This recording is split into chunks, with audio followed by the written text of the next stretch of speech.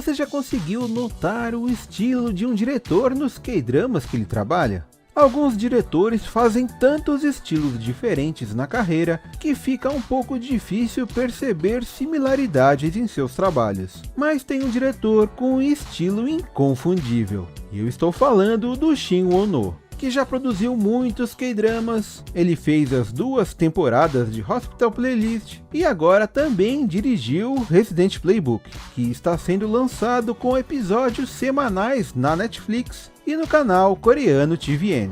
E o estilo do Shin Won-oh, que eu gosto pra caramba, é o que eu quero comentar aqui neste vídeo.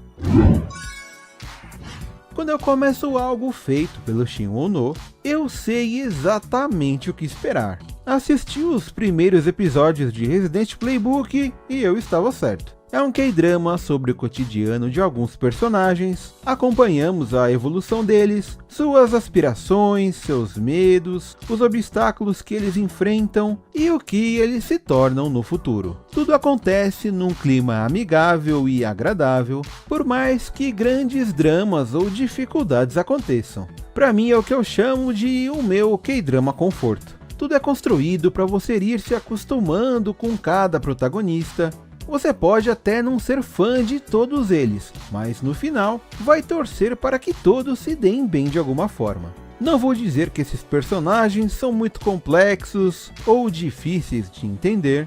Na verdade, eles são simples. Até mesmo seguem um ou outro estereótipo, mas não digo isso de uma forma ruim. Cada um representa um jeito de ser ou uma forma de pensar, e durante os episódios vemos cada um deles amadurecer sobre essa característica principal que eles carregam. A história no geral não quer focar somente em um ou dois protagonistas, todos os principais são importantes de alguma forma, e o objetivo do roteiro é não cair no clichê de outros K-dramas estilo comédia romântica. Até porque Resident Playbook não é exatamente uma comédia romântica. A ideia é acompanhar o dia a dia dos personagens, e o romance, se acontecer, é apenas uma consequência do que se passa na história.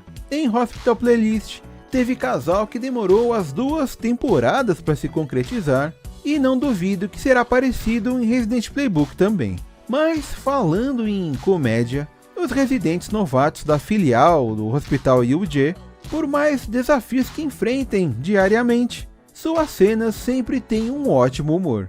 O clima das cenas sempre tem aquele tom cômico, descontraído, seja pelas atuações, pelos efeitos sonoros ou até mesmo pelas trilhas de fundo. E falando em trilha, as músicas usadas nas cenas ou nas transições complementam o sentimento de leveza. É sempre uma boa mistura de músicas atuais com clássicos antigos para agradar as audiências de qualquer faixa etária. Quem acompanha o K-drama se sente confortável e até parte daquele ambiente onde os personagens vivem. Nos primeiros episódios, os novatos são bem atrapalhados, passam por várias broncas dos professores, têm que aprender a lidar com os pacientes que não querem saber se eles estão aprendendo ainda, apenas querem um atendimento correto.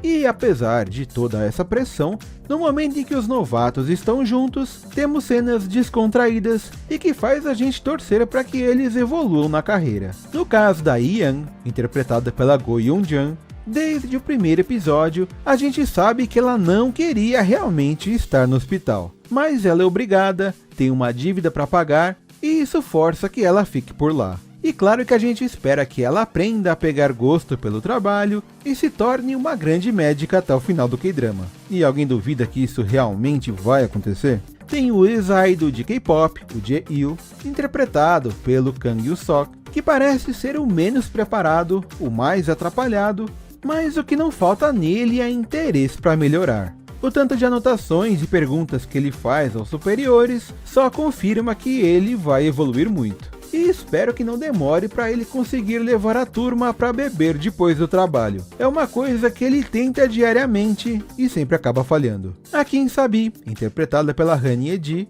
parece ser a cérebro do grupo. Com certeza ela tirava as melhores notas na faculdade, mas parece ser muito metódica nas coisas que faz e nos primeiros episódios ela já precisa aprender a ter mais empatia. E isso acontece justamente com aquela paciente problemática que já está cansada de ficar tanto tempo nos hospitais. E assim como a Susana Vieira, ela não tem paciência com quem está começando.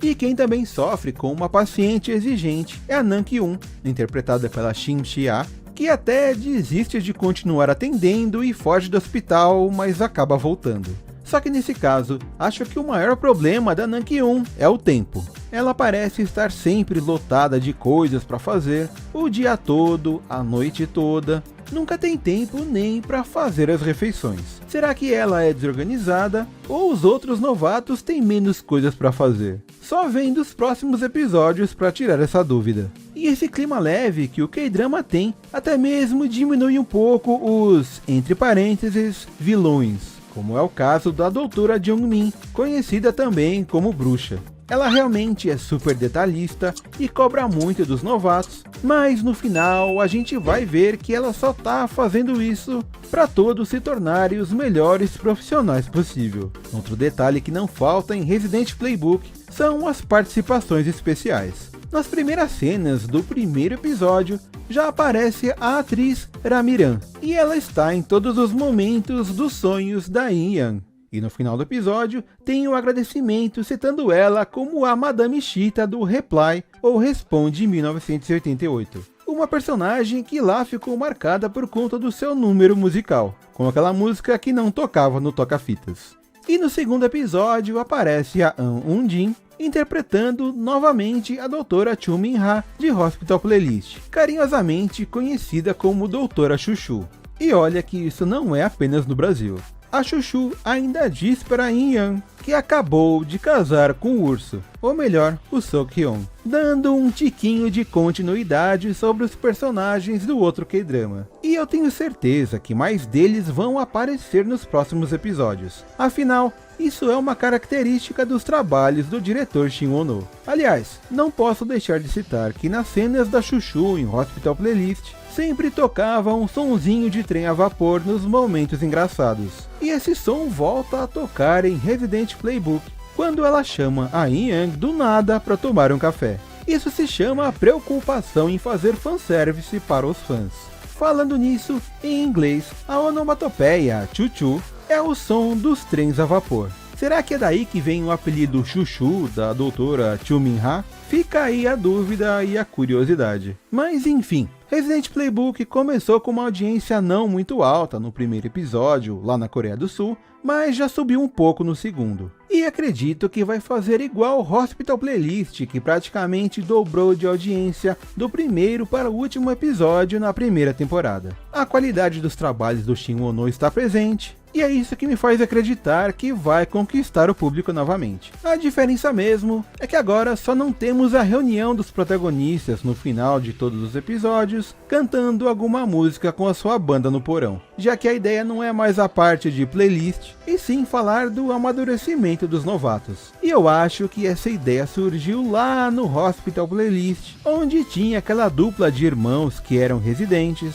e como eles chamaram muita atenção, devem ter inspirado o diretor nesse spin-off atual.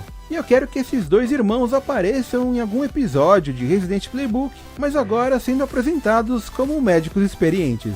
Como eu falei antes, participações especiais é uma marca registrada do Shin Ono, e não é só isso, ele adora fazer todo tipo de referência, principalmente citando K-dramas antigos nos mais atuais, mesmo que isso seja canônico ou não. Todo esse universo de K-dramas do Shin Ono eu costumo chamar de Onoverso. E posso dizer que a fórmula usada agora em Resident Playbook também está presente em todos os outros K-dramas. Falo sobre o estilo dos personagens, a forma divertida como a história acontece, ainda que em cada K-drama seja num ambiente diferente ou numa temática diferente. Até agora a gente já teve a trilogia Reply ou Responde, que começa com 1997, depois vai para 94 e 88.